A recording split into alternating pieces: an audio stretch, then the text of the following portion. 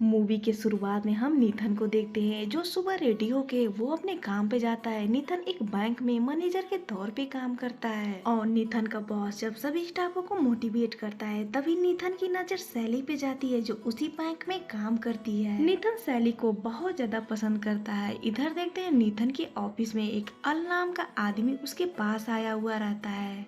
अल की वाइफ हाल ही में गुजर जाती है जिसकी वजह से वो बैंक से लिए गए लोन को टाइम पे भर नहीं पाता है। नीथन उन्हें कुछ दिन का और टाइम देता है और कहता है कि मैं आपकी दुख को समझ सकता हूँ। इधर देखते हैं नीथन अपने लिए कॉफी निकालता है और तभी सैली नीथन को पीछे से आवाज लगाती है। नीथन सैली की आवाज सुनकर बहुत ज्यादा घबरा जाता है और वो गर्म कॉफी नीथन के हाथ पे ही गिर जाते हैं जिसकी वजह से उसके हाथ बहुत ज्यादा जल जाते हैं। सैली नीथन से माफी भी मांगती है और नीथन कहता है मैं ठीक हूँ। इधर देखते हैं नीथन जब जले हुए हाथ पर दवा लगाता है तभी नीथन की कैबिन में सैरी जाती है और उससे सॉरी बोलती है। उसे लगता है उसकी गलतियों की वजह से नीथन उसे नौकरी से निकाल देगा। नीथन सैरी को कहता है इसकी कोई जरूरत नहीं, मैं ठीक हूँ। सैरी नीथन को डिनर के लिए कहती है और उससे कहती है कि अगर तुम साथ में चलोगे तो मुझे लगेगा तुम मुझे माफ कर दिए हो। और नीथन सैरी को डिनर के लिए हाँ कर देता है जिसके बाद वो दोनों एक रेस्टोरेंट में जाते हैं। सैरी अपने लिए केक ऑर्डर करती है और नीथन कुछ भी लेने से मना कर देता है जहाँ नीथन सैरी को बताता है कि मेरे अंदर एक अजीब सी बीमारी है, अगर मैं किसी भी ठोस चीज को खाता हूँ तो मैं अपने जीभ को भी चबा सकता हूँ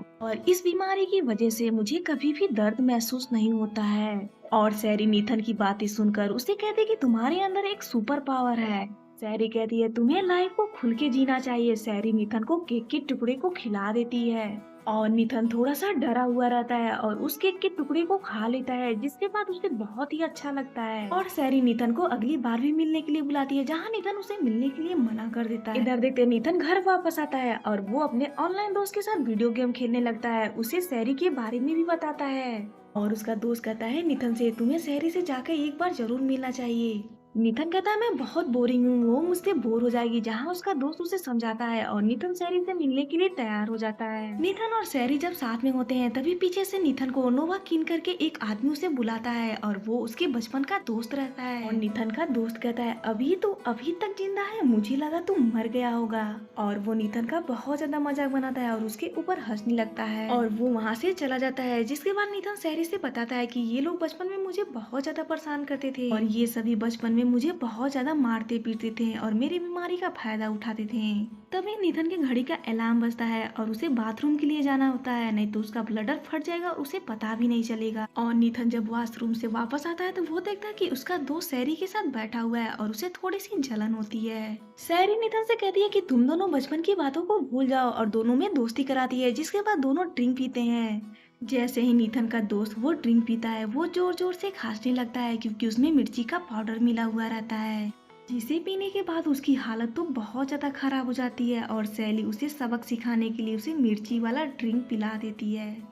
इधर देखते हैं सैरी नीथन के साथ उसके घर आती है और उसके हाथ पे बने उस टैटू को देखती है, लेकिन नीथन के पूरे बॉडी पे टैटू बना हुआ रहता है और नीथन ने उसे खुद बनाया हुआ रहता है। नीथन और सैरी उस रात काफी करीब आते हैं। अगली सुबह देखते हैं जब नीथन सोकर उठता है तो उसे काफी अच्छा लगता है। नीथन इतना ज्यादा खुश रहता है कि वो खाने को पहली बार चबा कर खाता है और वो ये देखकर बहुत ज्यादा खुश हो जाता है। नीथन जब बैंक पहुँचता है और सैरी को ये बात बताने के लिए उसके पास जाता है और तभी 3 लोग सेंटा क्लॉज बनकर बैंक के अंदर आते हैं और वो सब आते ही ऊपर फायरिंग करने लगते हैं, जिसे देखकर सब लोग बहुत ज्यादा डर जाते हैं और जमीन पर लेट जाते हैं। उन चोरों का लीडर बैंक के मैनेजर के पास जाता है और लॉकर खोलने के लिए कहता है, जहां पर वो मैनेजर लॉकर खोलने से मना कर देता है। और मैनेजर उन चोरों से कहता है कि अलार्म बजा दिया गया है और पुलिस कभी भी यहाँ पर आती होगी। लेकिन उन चोरों का लीडर उसकी बातों को नहीं सुनता है और तिजोरी जल्दी ही खोलने के लिए कहता है, जहाँ पर मैनेजर मना कर देता है। और मैनेजर ने उसका फेस भी देख लिया था, जिसकी वजह से उन गुंडों का लीडर मैनेजर को उधर ही मार देता है।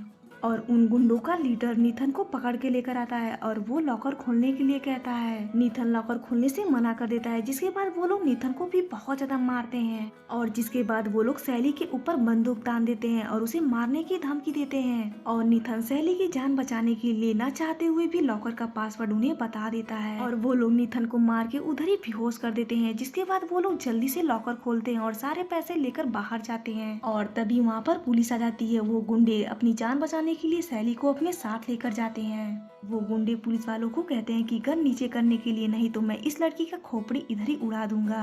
और सारे पुलिस वाले अपना गन नीचे रख देते हैं, जिसका फायदा उठाकर वो गुंडे उनके ऊपर फायरिंग करने लगते हैं और वो गुंडे सैरी को अपने साथ लेकर चले जाते हैं। इधर देखते हैं नीथन को होश आता है। नीथन जल्दी से बाहर आता है, लेकिन वो गुंडे सैरी को अपने साथ लेकर जा चुके थे और नीथन उनका जल्दी से पीछा करता है, लेकिन वो देखता है कि एक पुलिस वाले के पैर में गोली लगी है। नीथन अपना बेल्ट जल्दी से निकालता है और उस पुलिस वाले के पैर को जल्दी से बांध देता है, जिसके बाद वो पुलिस वाले की गाड़ी और बंदूक को लेकर गुंडों के पीछे वो चला जाता है। और वो गुंडे देखते हैं कि पुलिस वाले की गाड़ी हमारे पीछे पड़ी है, जिसके बाद वो पुलिस की गाड़ी पे फायरिंग करते हैं, लेकिन नीथन अपने आप को संभाल लेता है और उन गुंडों का पीछा करना नहीं छोड़ता है। जिसके बाद वो गुंडे आपस में डिसाइड करते हैं गाड़ियों को दो दिशा में ले जाने के लिए। जिसके बाद नीथन एक गुंडे का पीछा करता है और वो एक पतली सी गली में जाकर फंस जाता है, लेकिन नीथन देखता है कि सैली उस गाड़ी में नहीं है और वो उस गुंडे से पूछता है कि सैली कहाँ पर है। और वो गुंडा मौका पाते ही नीथन के ऊपर हमला कर देता है, जिसके बाद नीथन के हाथ से बंदूक छूट पास के रेस्टोरेंट के अंदर चला जाता है। जिसके बाद हम देखते हैं उस गुंडे और नीथन के बीच बहुत ही भयानक फाइट होती है और वो गुंडा नीथन के ऊपर बहुत ही भारी पड़ा था। जिसके बाद नीथन ने खौलते हुए तेल से बंदूक निकालकर और नीथन उस गुंडे को उधर ही मार देता है। ये देखकर नीथन बहुत ही ज्यादा डर जाता है। नीथन उस गुंडे के हाथ पे एक टैटू देखता है और उसका फोटो लेता है और वो फोटो अपने ऑनलाइन दोस्त के पास फेंक देता है। उससे कहता है कि इस टैटू के बारे में पता लगाने के लिए।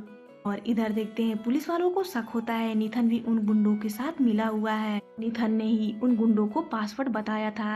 आगे देखते हैं नीथन अपने दोस्त अल के पास आता है और वो अपने हाथ में लगे गोली को खुद ही निकालता है, जिसे देखकर अल बहुत ज्यादा डर जाता है। उन गुंडों के चुराए हुए पैसे से नीथन अल को कुछ पैसे उसमें से दे देता है और कहता है कि ये आपके काम आएंगे। जैसे ही बाहर निकलता है उसके पास एक मैसेज आता है जो उसका दोस्त राज को उसके पास भेजा हुआ रहता है और उसमें टैटू बनाने वाले का एड्रेस होता है। नीथन बिना देरी किए उस एड्रेस पे जल्दी से पहुंचता है। इधर देखते हैं पुलिस वालों को भी उस गुंडे का बॉडी मिल जाता है और पुलिस वालों को पता चलता है कि ये सब नीथन ने किया है। पुलिस वाले नीथन के पास कॉल भी लगाते हैं और नीथन उनका कॉल उठा भी लेता है। नीथन उन पुलिस वालों को समझाने की कोशिश करता है, मैं उन गुंडों के साथ नहीं हूँ, ना ही मुझे कोई पैसे चाहिए, मैं तो बस सैरी की जान बचाना चाहता हूँ। इधर देखते हैं वो दोनों चोर बहुत ज्यादा परेशान हो जाते हैं, वेन अब तक पहुँचा क्यों नहीं जो नीथन के हाथों मारा गया है। और अंद्रे को वेन की बहुत ज्यादा फिक्र होने लगती है क्योंकि वो उसका बड़ा भाई है। जहाँ साइमन उसे समझाने की कोशिश करता है, वेन हमारे पास आता ही होगा, तुम फालतू में टेंशन ले रहे हो। आंद्रे उसे ढूंढने के लिए उसके घर पे जाता है और इधर देखते हैं सैरी उन दोनों चोरों के ऊपर बहुत ज्यादा चिल्लाती है। जहाँ हमें पता चलता है सैरी तो इस प्लान में स्टार्टिंग से थी और सैरी साइमर से कहती है कि तुमने मुझसे वादा किया था तुम किसी की जान नहीं लोगे। साइमर कहता है सैरी से, अगर तुमने अपना काम ढंग से किया होता तो शायद किसी की जान नहीं जाती। आगे देखते हैं नीथन उस टैटू बनाने वाले के एड्रेस पे पहुंच जाता है और नीथन ने जो फोटो लिए थे वो उस आदमी को दिखाता है और कहता है कि ये मेरे दोस्त का टैटू है और तुम इसे मेरे सीने पे बना दो। और नीथन को पता चलता है कि उस चोर का नाम वेन है और वो एक फौजी में है, लेकिन उस आदमी को नीथन के ऊपर शक हो जाता है और वो चाकू उठा लेता है, लेकिन नीथन उसके सामने बंदूक लेकर खड़ा हो जाता है और वो वेन के बारे में पूछता है, लेकिन उस आदमी की वाइफ नीथन के ऊपर हमला कर देती है। उन दोनों के बीच बहुत ही भयानक फाइट होती है और नीथन के लिए उस हट्टे कट्टे आदमी को संभालना बहुत ही मुश्किल पड़ रहा था और नीथन अपने हाथों में कुछ कांच के टुकड़े को लगाकर उस आदमी की आंखों के ऊपर हमला कर देता है और नीथन उस पहलवान को जान से मारने की धमकी देता है और वो आदमी वैन का एड्रेस बता देता है, जहाँ पर नीथन वो एड्रेस अपने हाथों पे टैटू की तरह बना लेता है जिससे वो कहीं भूल न जाए।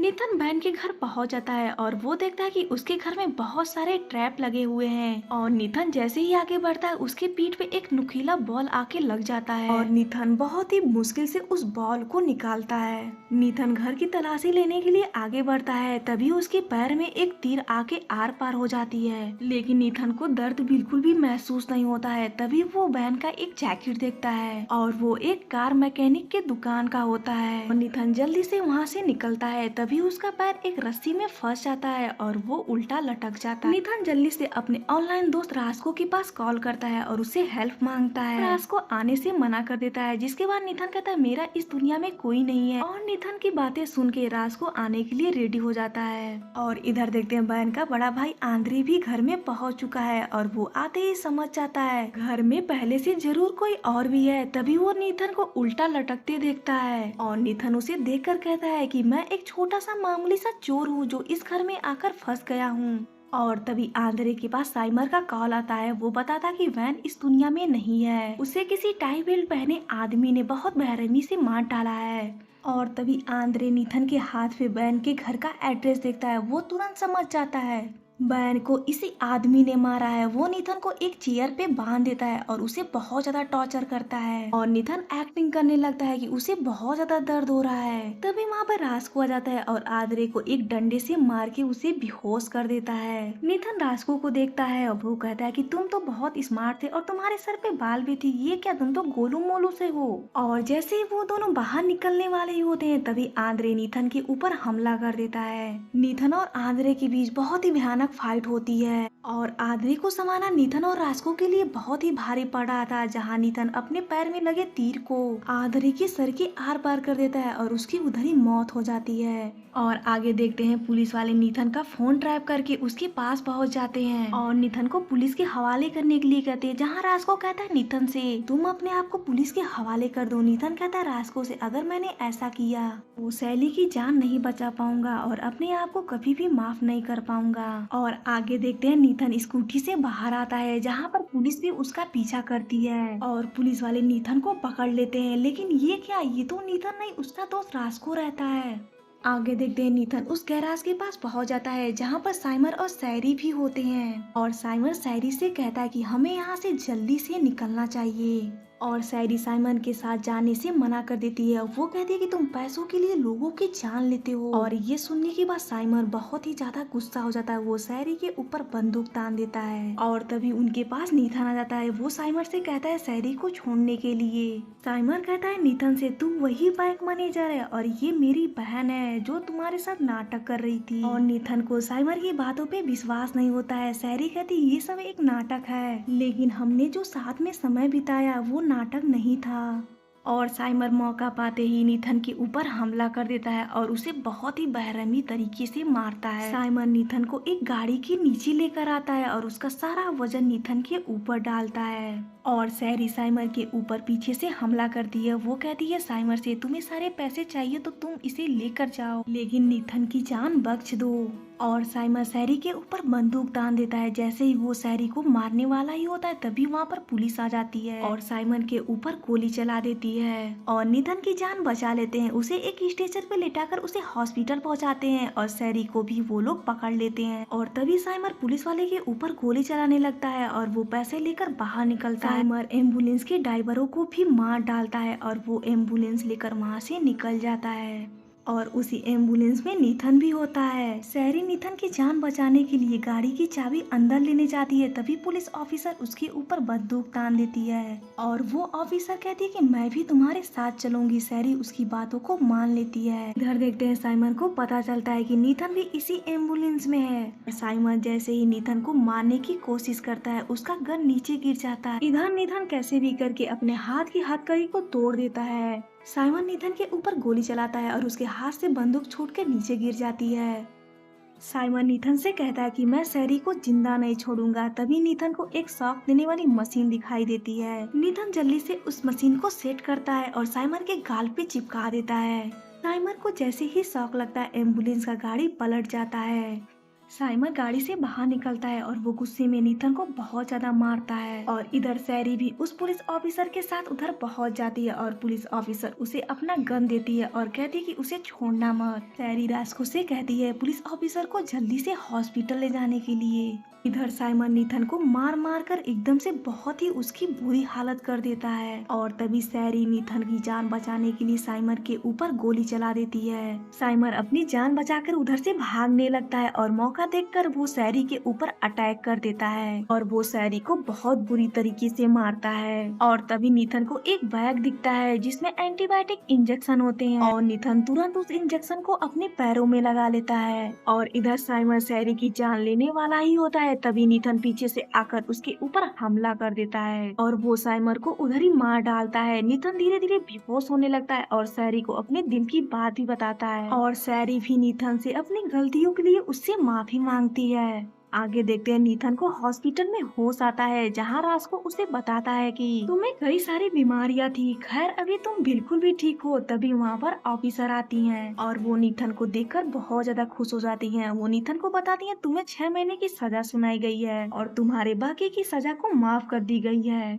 और आगे हम 1 साल के बाद का सीन देखते हैं जहाँ नीथन सैरी के साथ डेट पे जाता है और जहां हमें पता चलता है कि सैरी को 1 साल की सजा सुनाई गई है और नीथन उसे मिलने जेल में जाता है और सैरी भी जेल से बहुत जल्दी छूट जाएगी जहां नीथन और सैरी को उस दिन का बहुत बेसब्री से इंतजार होता है और ये मूवी इधर ही समाप्त हो जाती है। तो दोस्तों आप सबको ये मूवी कैसी लगी प्लीज मुझे कमेंट करके बताएं और ऐसी कौन सी मजेदार मूवी आप सबके लिए एक्सप्लेन करूं प्लीज मुझे कमेंट करके बताएं और मेरे इस चैनल को अभी तक सब्सक्राइब तो प्लीज सब्सक्राइब करना ना भूलें। Thank you for watching.